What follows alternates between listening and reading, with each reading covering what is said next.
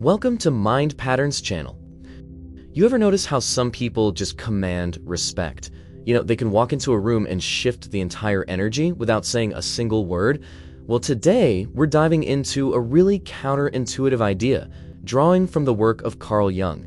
It's this thought that your greatest power might not come from always being present, but from consciously choosing when not to be. Okay, let's get right into it. So let's just start right here with this question.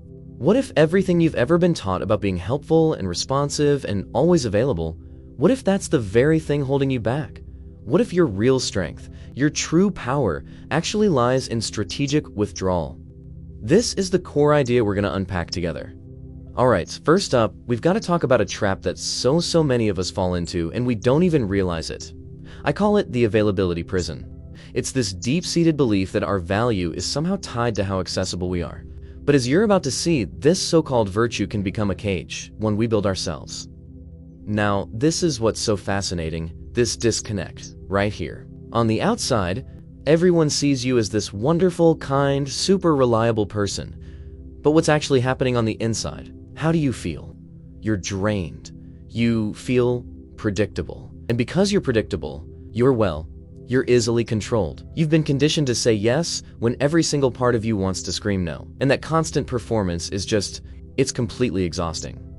And this right here perfectly illustrates the end result. You stop being a person to other people, you become a function. So whenever someone feels insecure or bored or just needs a quick hit of validation, they just push your button, they get the relief they were looking for, and then you go right back on the shelf until their next little emergency. It's a quiet way of abandoning yourself, really, trading your own peace for someone else's temporary comfort. So what's the real cost of living like this? Why does it feel so profoundly draining?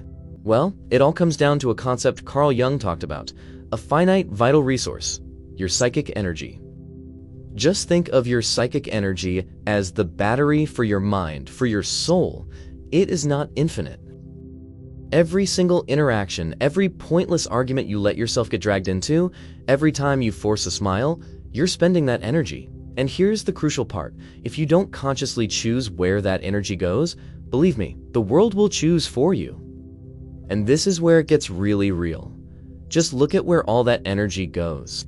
A massive chunk of it is just burned up in pointless arguments, trying to prove something to people who aren't even listening.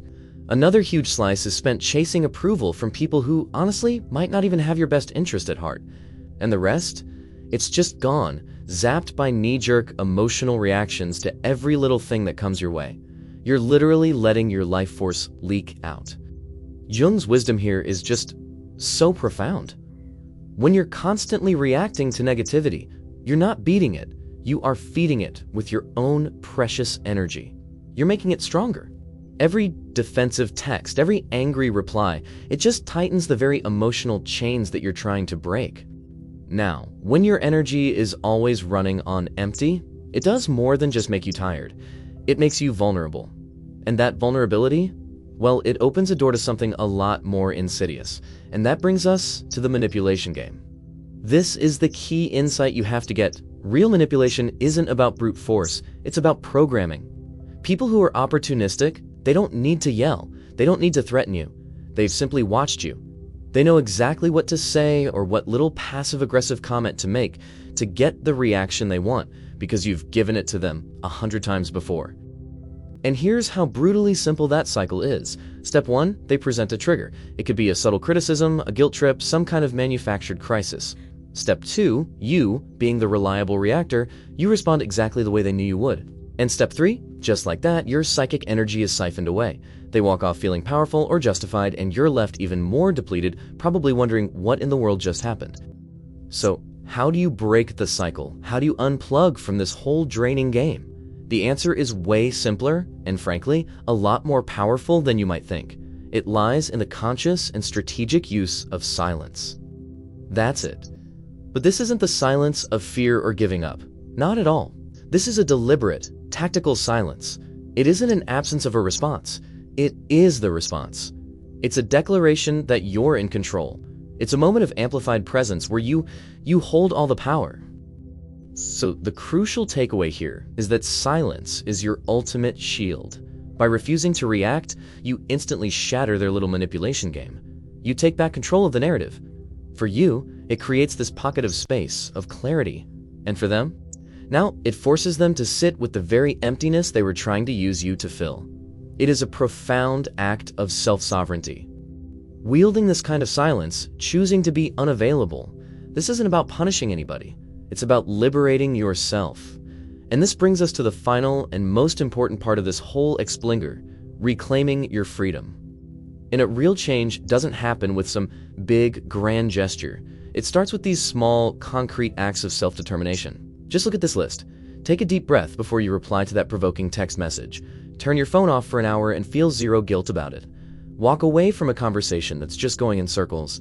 And maybe the most powerful one of all, practice saying no and then just stop talking. You don't owe anyone a justification for protecting your own peace. And this is the belief that has to fuel all of these actions. You have to recognize that a lot of the connections we maintain out of sheer obligation, they're false. They're based on the role you play for someone, not on who you actually are. Reclaiming your energy means finally accepting that your inner peace is so much more valuable than keeping up those illusions. And this right here brilliantly illustrates the ultimate transformation. You shift from being a reactor, somebody who's constantly defined and jerked around by external events and other people's drama, to becoming a creator, someone who consciously shapes their own reality from the inside out. You decide where your energy goes. You define who you are. So we'll end with this question because look, this is the real challenge. When you start doing this, some people are not gonna get it. They might call you selfish or distant or cold. You will be misunderstood. But the path to becoming a whole, authentic person requires you to choose yourself, even when it feels uncomfortable at first. So the only question left is your freedom worth that price? Thanks for watching, and be sure to subscribe for more.